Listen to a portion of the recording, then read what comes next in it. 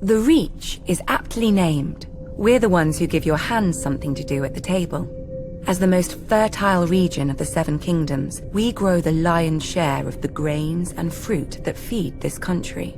Especially now, since the rebels have burned down the other fields. Thankfully, House Tyrell is here to do its duty to the crown and keep the capital from starvation. Yet, as with all gardens, weeds grow in the Reach too, though few name them as such. Singers fill our heads with chivalry and courtly love, fluff to make boys fight and girls swoon. Oh, the songs are good enough for a pleasure barge down the Manda. They give pleasure to the common people and harmony to the realm. But if the rise of House Tyrell proves anything, it's that virtue and honor have their place. And if you're not careful, that place is the grave.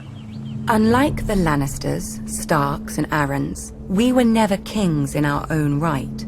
House Gardner ruled the Reach since the Dawn Age, and we were their stewards.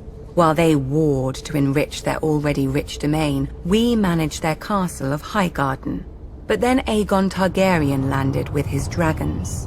Nobody knows why the Gardener King took the field against him. Anyone could see that a man who grows flowers should beware a man who grows fire-breathing monsters. But maybe it wasn't wholly his idea. Maybe someone whispered in his ear about all the face he'd lose with the other 6 kings if he stayed home. The rest is history. The last Gardener King lost his face, along with his body, and his steward Harlan Tyrell promptly yielded Highgarden to Aegon. My grandmother swears that Harlan was like most of our men, and grew up banging steel together too loudly for a thought to penetrate. But luckily, his wife had better sense. Whatever the case, in return for Harlan's show of sense, Aegon proclaimed House Tyrell the Lords of the Reach and Wardens of the South, passing over all the other houses with better claims. House Hightower, who were kings before the Andals came, their seat is the oldest city in Westeros. They call it Old Town. Wealthy, proud and solitary, there have been Hightowers who wouldn't come down from their great lighthouse for decades. Its name, fittingly, is the Hightower. House Florent, who had actual blood ties to the Gardeners. They whinge about their ancient rights to Highgarden every once in a while, and now that their daughter is married to Stannis Baratheon, about their rights to all of Westeros too.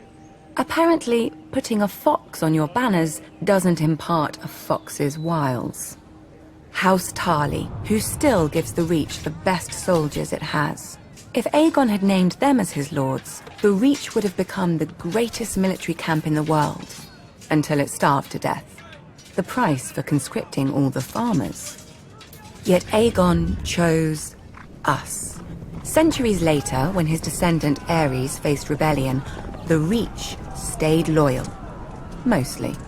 My father, Mace, dealt Robert his only defeat in the war, even if it was my father's vanguard who did most of the fighting before he arrived.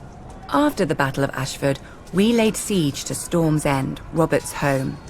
Unfortunately, the war ended before we could take it and free up our armies to go save the king. The new King Robert had a forgiving nature. Our crimes were brushed aside without even one execution for the sake of formality. Our family was surprised until Robert's new hand, John Arryn, came by with the bill. The Reach is second only to the Westerlands in wealth, and Robert meant to spend as much of it as he could get his hands on. We gave him the coins he wanted, and later, when he wanted our grain or fruit or wine, he gave them back at whatever price we set. Now, much of Westeros is ashes. The rest of it is armies.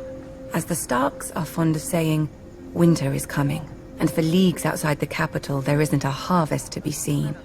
Have no fear. The Reach is, as always, bountiful. House Tyrell will manage the harvest and keep the Seven Kingdoms from starvation like the good stewards we once were. Just ask House Gardner.